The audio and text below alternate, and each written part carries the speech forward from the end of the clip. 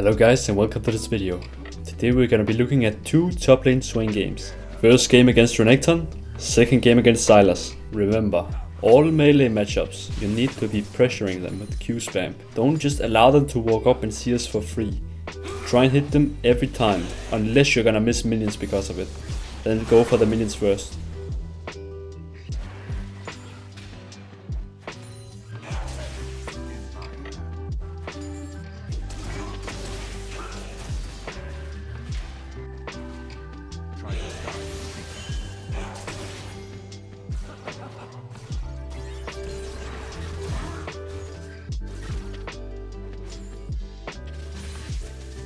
Now I've just stacked up a big wave and crashed it under tower. He's already half HP and I'm just looking to harass him and make him lose as much CS as possible. And maybe even killing him. We did burn his flash, so lane is looking already really good and he's down 5 CS. Because I'm low mana and he has TP, I just opt to recall and match his base, because I wasn't sure if I could crash the wave in time. And since I recalled on a wave that would push towards me, I now come back to a wave stacking up against my tower. So now this will give me some time to harass. But sadly he actually plays this really well and denies me cannon.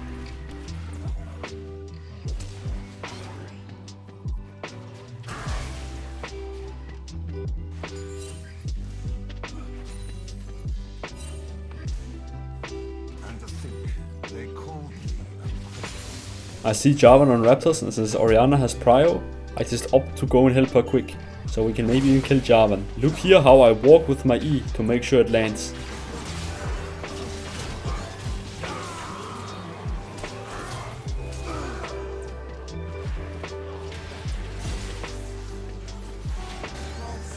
Now I actually kinda commit a mistake once I get back to lane, because this wave was frozen outside my tower, and I tried to fast push it before Renekton, but it wasn't in time, so the next wave arrives. This was pretty bad played, I should just recall at this point. Luckily for me, Renekton isn't Faker, so he just auto hits the wave and it pushes back into me again.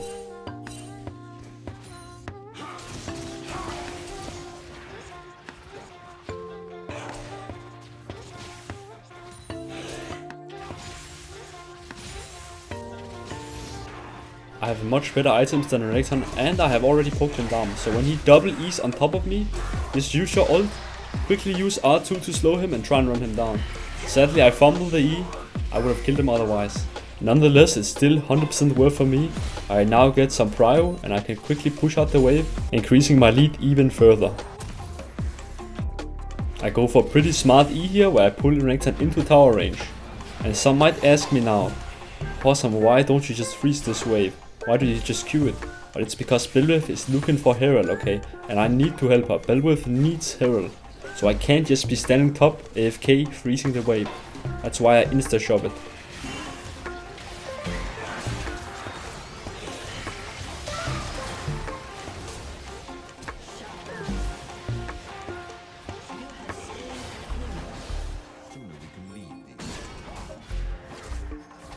We did kill Renekton, but team lost out, but I'm still really far ahead of this Renekton. I can probably carry. So I just recall TP back.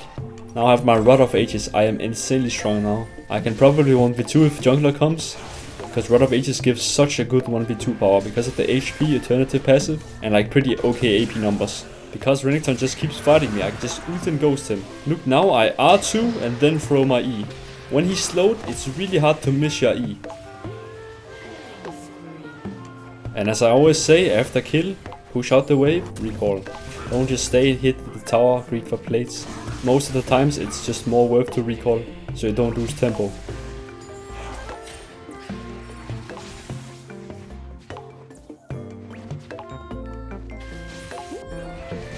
And look now, because I'm so strong, I'm actually down to fight these two guys.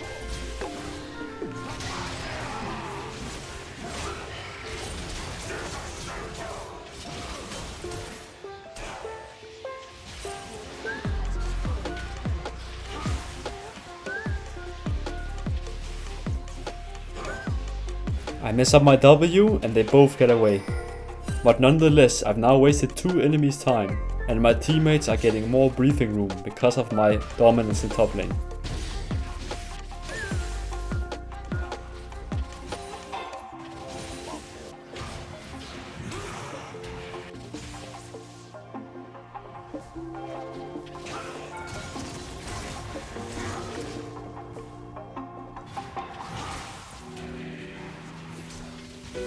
Since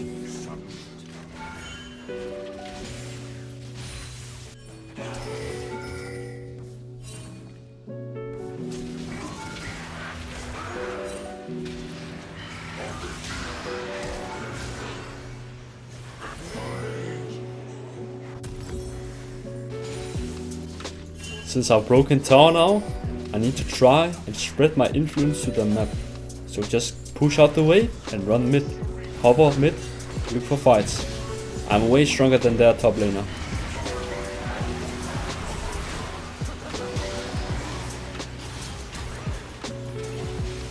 And look how easy this fight is. And it wasn't even close, I'm still full HP. You can make such a big difference if you play top well and get fed. You just become unstoppable. So even if your team is like even, you'll just dominate the fights when you join them. Now, since we have taken mid inhibitor, we just go to one of the side lanes and push for towers and inhibitor.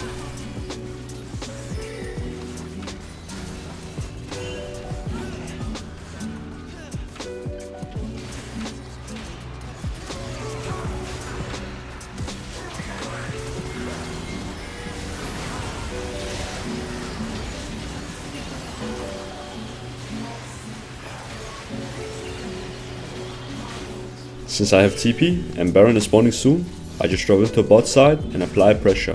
While pushing bot, I'm carefully observing what is happening mid, because I can TP here, but if I don't have to TP, I would rather stay bot to gain my team an even greater advantage by taking tier 2 towers, maybe even the inhibitor tower or inhibitor.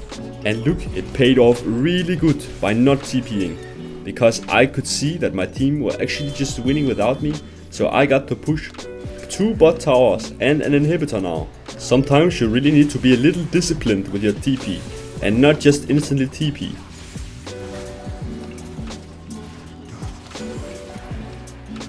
So now, instead of getting only one inhibitor from the mid fight, we actually also get bot lane inhibitor and the 2 towers. So now we can just take Baron and walk into mid and pressuring the last inhibitor in top side. I just walk with Tristana to make sure she is safe.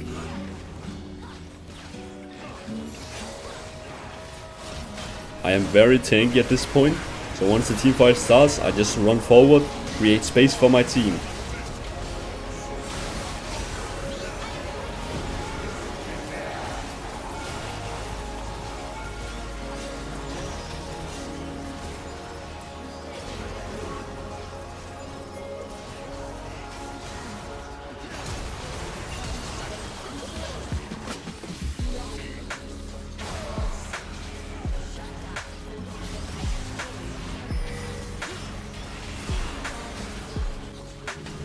Okay, very nice game.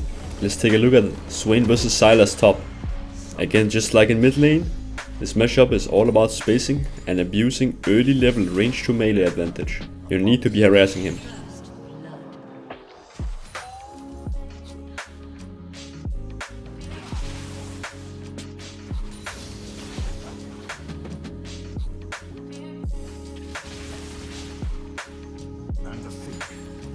And usually some of the best times to harass is on the tower when the opponent is catching his farm, because he either has to lose the farm or lose his HP.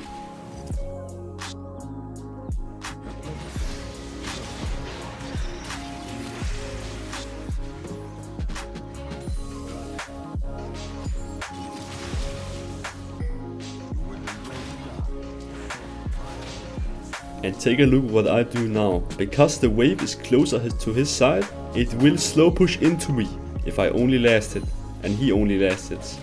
So I actually don't go for super much harass here, only last it. Let him build up a wave so that I can perhaps pull a freeze just outside my tower, putting me in a really good situation where I can deny a lot of CS and gain a significant lead.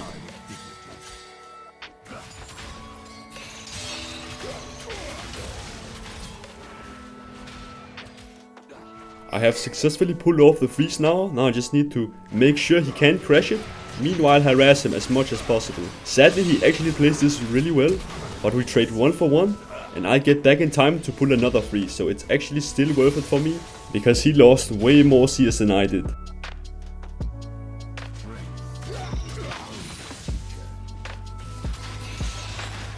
He tries to crash the wave, so I just fight him here. He actually takes a tower shot. And I can still keep the casters outside turret range. This is not because I want to freeze, because you won't freeze with 2 minions. This will start a slow push, pushing into him. But that is exactly what I want to do. I want to stack up a big wave, crash it under tower, perhaps get a recall, maybe harass him under tower, look for kills. He cannot fight me when the wave is this big. I just crashed this wave, and I actually just want to take this opportunity to gain some tempo on him. Recall, spend my gold. He will not be able to get a recall off, so now I have a big item lead on him. So if he ever decides to fight me, I'll win 100%. Even if jungle ganks, I could probably still 1v2. And now I'm actually really happy I took the recall earlier, because I get ganked by Wukong, but I can just ghost ult and just start fighting them. Look, I'm level 8. Wukong is only level 5. Look how broken Swain looks now. Wukong re-engages on me and I just completely beat him up.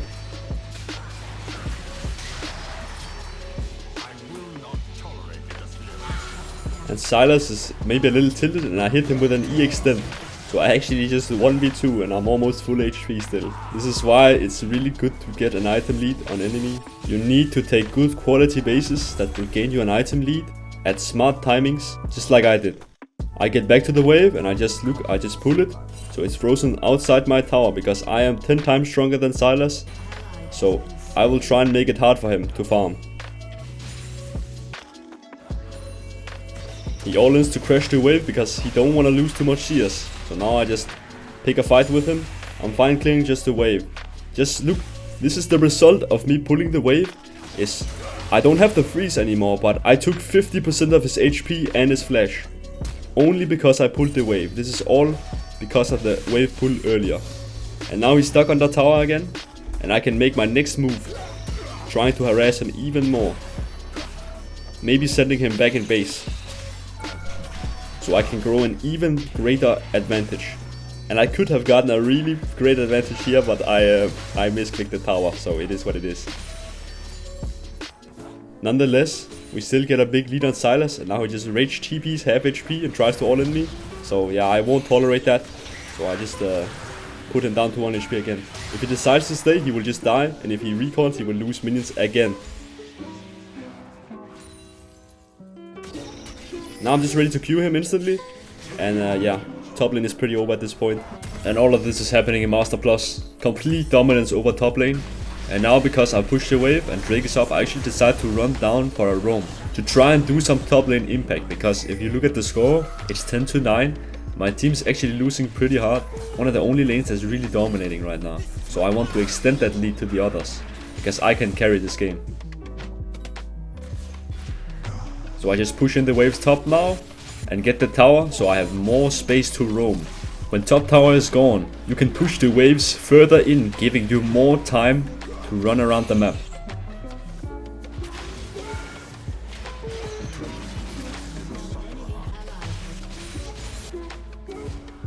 I just killed tower and decide to base, spend my gold. Bot lane is overextending, so I'm looking for a TP flank here. But they actually die before I ever get the chance to TP. So I just run back top lane, push in the waves and try to do other plays again. And since I think I have tilted Sylas out of oblivion, he just keeps dying now. So I just farm him a bit and push in the waves.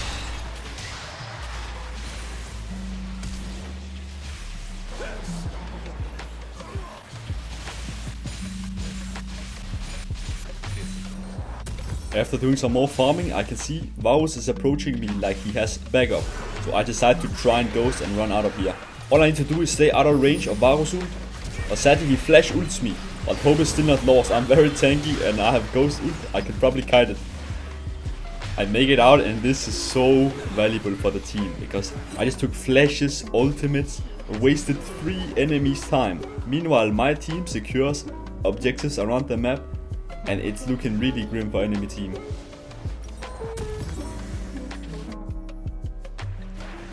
I have TP now, looking to TP to Drake if anything happens. But all enemies are missing, so look at my playstyle. I just changed it up completely. I walk really far back, take it really chill. I need to not die now.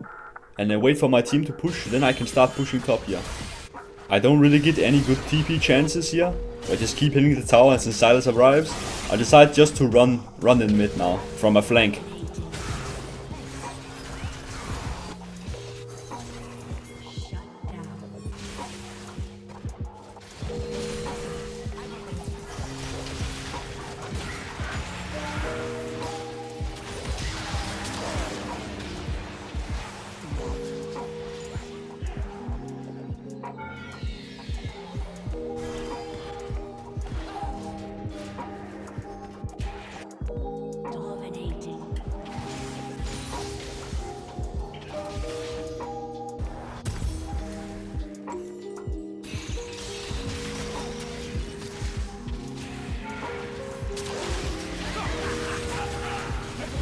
Now, because we are so far ahead, we just secure objectives, secure towers, look to fight together. But sadly, in-game version of me would rather limit test and go for a 1v4.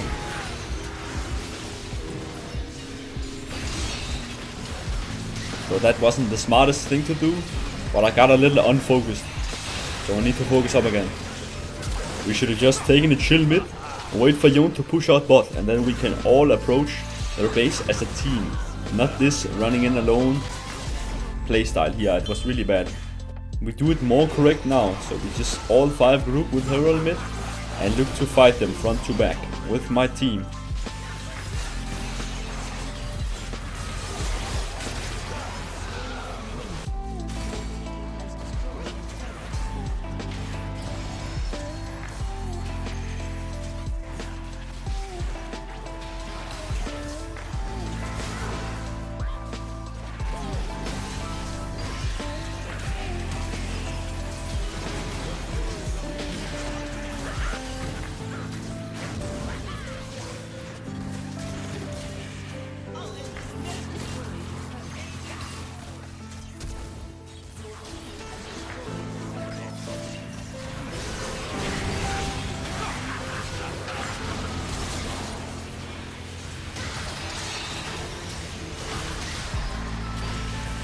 We died again, but we got more of their base this time and there's no major objectives on the map. So now we can just wait to respawn and group up again, pressuring the last inhibitor. I'm pushing bot here, trying to force somebody down here while Yon is pushing top. They just need to chill mid. Shaco jumping in is a little risky in my opinion, but I do have TP so I can just quickly join. And yeah, we just cleaned them up now. But I hope this showed how strong Swain can actually be in the top lane. Especially when you're playing in good matchups and you can just abuse a range to melee advantage. It's so broken. What I will say though, Swain isn't the greatest top lane blind pick. He has a lot of bad matchups, so be really considerate when you pick him. Thanks for watching.